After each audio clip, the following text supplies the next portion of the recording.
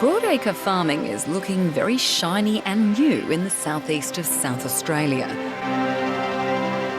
From flash centre pivots to the latest in livestock yards, it's clear from the infrastructure popping up that agriculture is ticking along very nicely.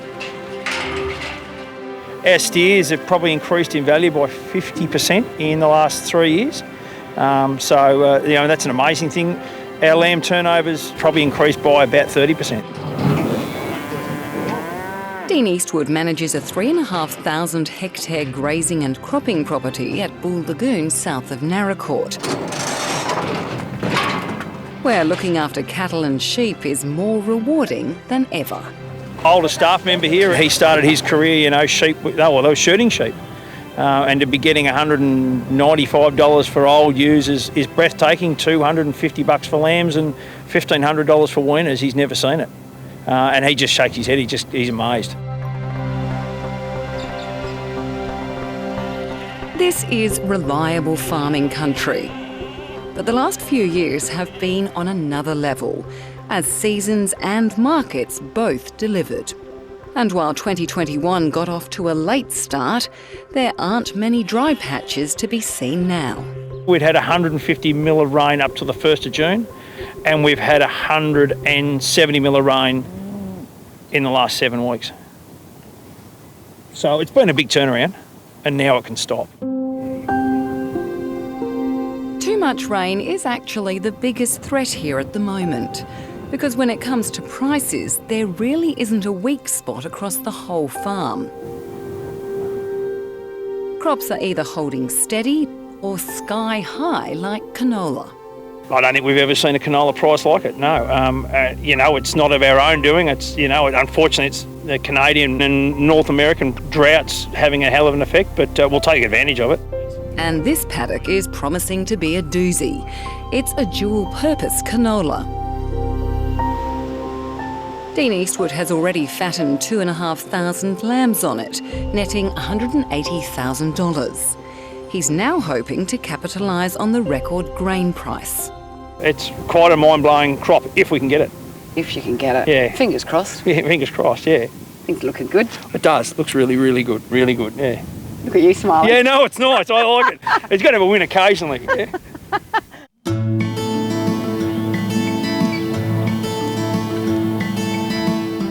Someone who also reckons he's winning is Andrew Cavill, who runs a dairy next door. 5 years ago, he considered walking away from the industry he loves when prices and relationships with processors were at a low. But after 3 years of good seasons and returns in Southern Australia and changes to the industry's code of conduct, he's had a change of heart. Well, I've been in it all my life. Been doing it full-time for 42 years this year, and this is probably the most exciting time in the dairy industry that I've seen. The confidence amongst dairy farmers is huge. That confidence has led to reinvesting in the business rather than just getting by. As well as a new tractor, he's bought new sheds, although getting this workshop off the ground is taking longer than he'd like. It's very difficult to get people to come and do stuff on the farm at the moment. You got the parts, you just don't have the labour. We've got the parts, but just haven't got the labour. So we've been waiting 6 months to get this shed up now. Still exciting that you are actually in this space, that you can actually build new stuff. It is a problem that we're happy to have. Just the fact that we've got money to invest is a great story in the dairy industry at the moment. What's good for farming is good for the local community too, especially a town like Narracourt, which is a hub for agricultural services. This engineering company has been flat out building and repairing trailers, sheds and yards. 38 years I've been in this industry, 20 years my own business, and last year was probably the best year we've had. The general manager of this vehicle dealership was worried he'd have to let staff go when COVID first surfaced. Instead, he's brought on new workers to deal with the huge demand for utes and four-wheel drives. Well, it has been a boom for us. In the last year, we probably hold around 30 to 40 cars over a 3-month period from Japan to here, and that's tripled within the year. We've got 117 actually on order now. And the massive growth in machinery sales online is being mirrored in local farm equipment supply shops. The big farming gear's been the real improvement. We've probably been 3 to 4 times up on what we would normally do in this last little period. It's just enormous. Low interest rates and changes to tax rules are fueling the shopping spree, with farmers now allowed to write off the full value of machinery purchases in the first year. So this is where you keep all your big toys, is it? That's right, Kerry. This is the main machinery shed on the place. And how much of this stuff is new? So in the last 3 or 4 years, we've sort of made significant investments to upgrade sprayers, tractors, centre pivots and on-farm grain storage. So we've sort of pumped a few $1 million into this place. Sixth-generation farmer Lockie Sears is going hard on not just new equipment, but also improving soil to maximise the productivity and efficiency on his farm south of Lucendale while the money is flowing.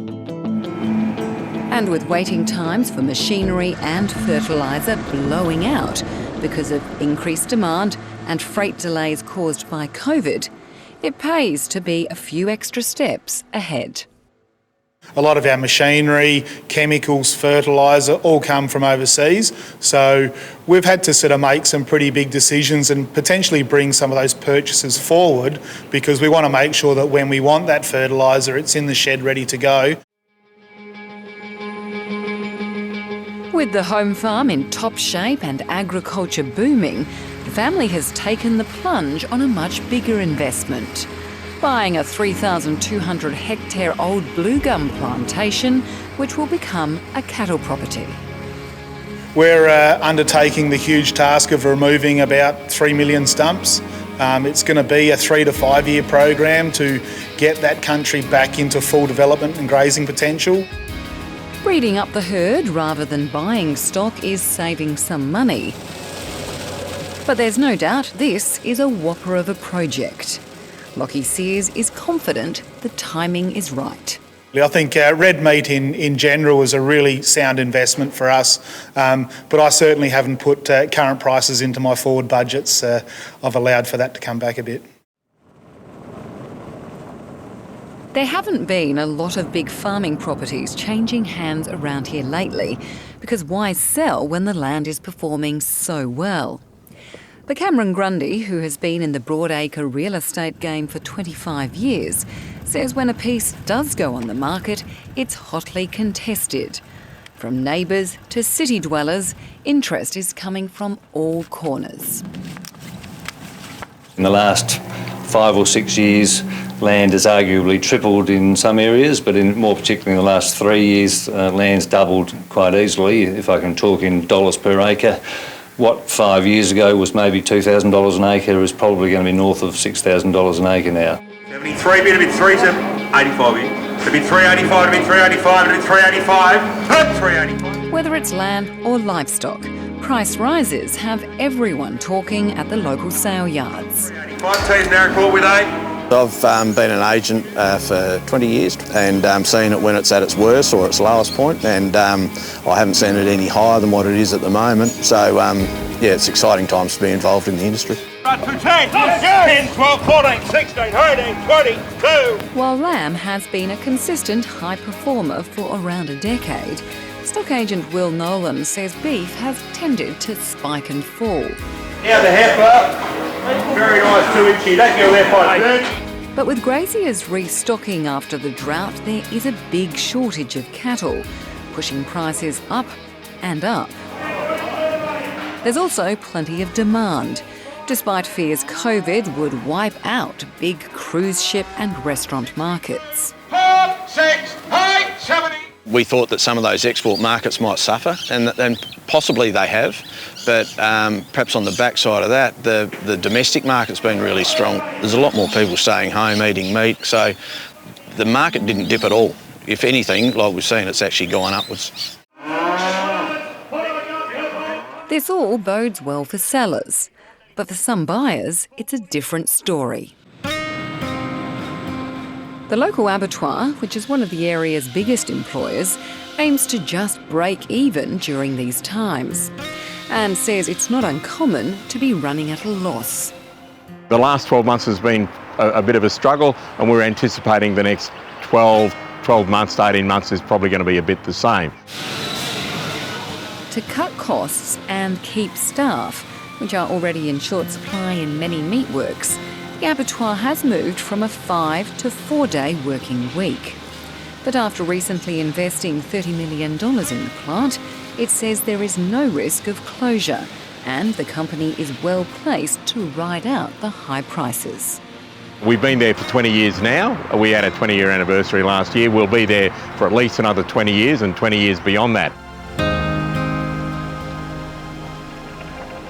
Even producers say finding a good price that is also sustainable for the rest of the supply chain, including steak lovers, is probably better for the industry than continuing to break records. It's good that we're making money, and I suppose as long as the consumers keep buying it, at the end of the day, it doesn't matter what we produce. If the consumer won't buy it and will not pay for it, it doesn't matter how much money we're making. Who wants a beer? Yes, please. Yes, please. For now, though, they are relishing every minute of this rare and possibly fleeting moment in agriculture. I reckon we'll go to 820 by harvest. You wait till you're like 100 tonne in, then it'll go straight up to 900. I've never seen it where the stars align and everything's really good. But we'll take the most of it while we can at the moment, because it'll change. I'll guarantee it will. Here's cheers to a good season. Cheers to the cheers. Good health, good luck.